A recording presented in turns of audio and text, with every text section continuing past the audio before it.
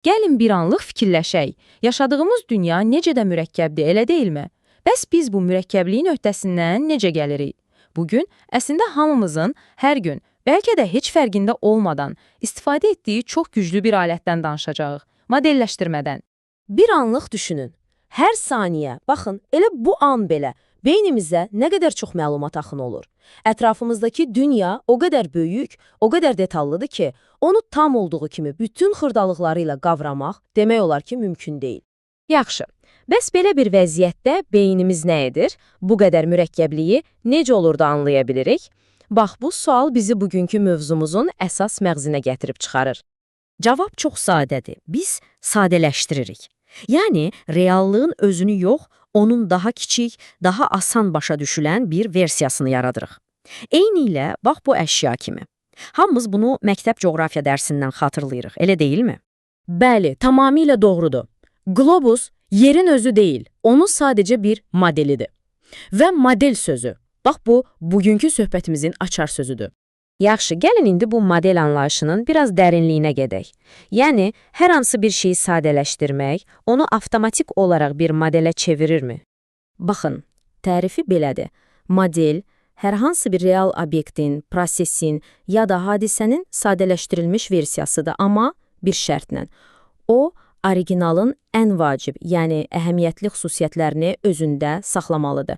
Bax, ən həlledici fərq də elə budur.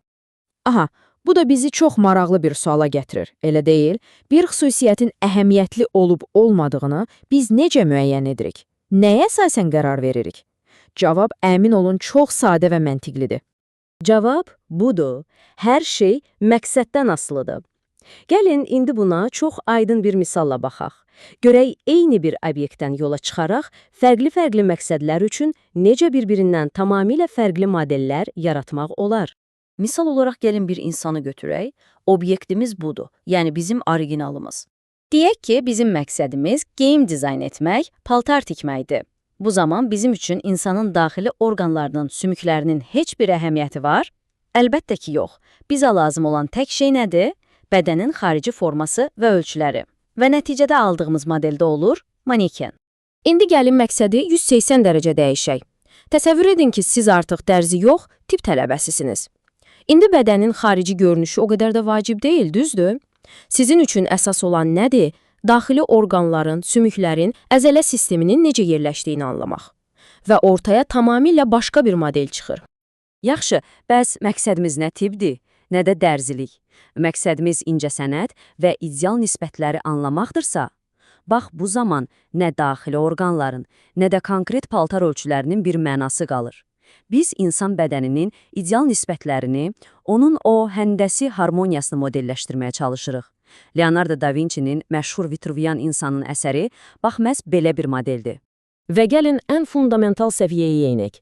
Əgər məqsədimiz bir insanın genetikasını, yəni onun varlığının əsasını anlamaqdırsa, o zaman onun fiziki formasının ümumiyyətlə heç bir əhəmiyyəti qalmır. Bu zaman biz artıq gözlə görünməyən bir şeyi, bizi biz edən o möhtəşəm informasiya zəncirini, yəni DNT-ni modelləşdiririk. Fikir verin, eyni bir obyekt, insan, amma 4 fərqli məqsəd və nəticədə bir-birinə heç bənzəməyən 4 fərqli model.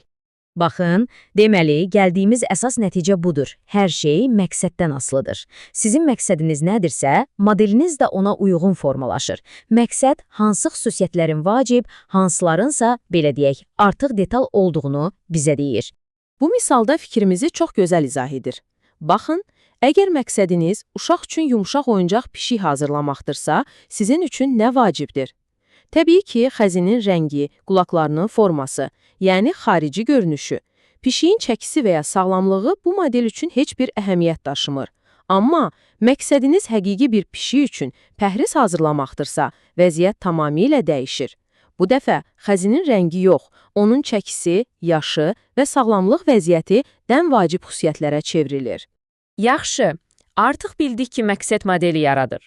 Bəs biz özümüz sıfırdan bir model yaratmaq istəsək, bunu necə edə bilərik? Gəlin görək. Proses əslində olduqca məntiqli və 4 sadə addımdan ibarətdir. Gəlin elə bayaqkı qlobus misalı üzərindən gedək. Birinci addım, obyekti müəyyən et. Bizim obyektimiz yer kürəsidir. İkinci addım, tapşırığı təhlil et. Məqsədimiz nədir? Məsələn, qitələrin və ölkələrin yerini öyrənmək. Üçüncü və bəlkə də ən vacib addım, əsas xüsusiyyətləri seç. Bu məqsəd üçün bizə nələr lazımdır? Yerin kürə forması, fırlanma oxu və qitələrin sərhədləri. Bəs buludlar, okean cərəyanları, temperatur, bunlar bizim məqsədimiz üçün ikinci dərəcəlidir, ona görə də onları kənara qoyuruq. Və sonuncu, dördüncü addım, modeli yarat. Seçdiyimiz bu vacib xüsusiyyətləri bir araya gətiririk və alınır qlobus. Bütün bunlar sizə sırf nəzəri bir şey kimi gəlməsin. Əslində hər birimiz, bəli, siz də, mən də, fərqində olsaq da, olmasaq da, gündəlik həyatımızda davamlı olaraq modellərdən istifadə edirik. Məsələn, baxdığınız hava proqnozu bu, atmosferin inanılmaz dərəcədə mürəkkəb bir modelidir. Ya da tutaq ki, aylıq büdcə planı hazırlayırsınız, bu sizin gəlir və xərclərinizin sadələşdirilmiş maliyyə modelidir. Telefonunuzda istifadə etdiyiniz xəritələr, bunlar da real dünyanın naviqasiya məqsədi üçün yaradılmış bir modelidir. Və bütün bu modellərin ortaq bir cəhəti var, onlar bizə mürəkkəb vəziyyətlərdə daha asan qərar verməyə kömək edir. Və söhbətimizi yekunlaşdırarkən, gəlin məşhur statistik George Box'un bu çox vacib fikrini unutmayaq. Bütün modellər səhvdir, amma bəziləri faydalıdır. Yəni, heç vaxt unutmamalıyıq ki, model reallığın özü deyil.